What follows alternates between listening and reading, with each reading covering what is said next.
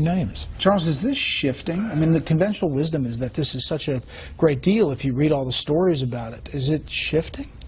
No, it was hollow from the very beginning. There is no real care in this administration for human rights abroad. Obviously, they have no great interest in these prisoners. It was a throw-in at the end of the deal. They had none for the revolution in Iran in 2009. They have none for Russian dissidents who stand in the way of a deal with the Russians.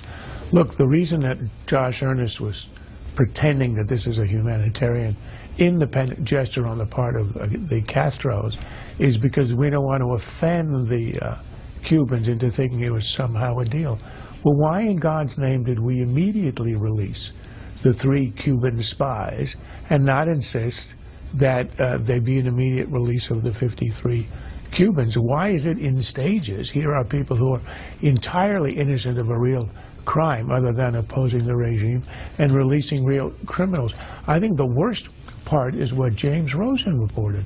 We're going to start negotiations in 2 weeks on normalization without insisting in advance that the prisoners are released.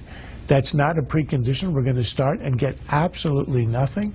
It's impossible to believe the administration will be so weak and thoughtless in doing that. We will see. They got 2 weeks to produce. I hope they do, but I worry that they won't. Quickly. And this is going to reflect something very big indeed, because as it becomes evidence that the president is an unreliable negotiator, Congress is going to take charge of the Iranian negotiations with their own sanctions and force that on the president's desk.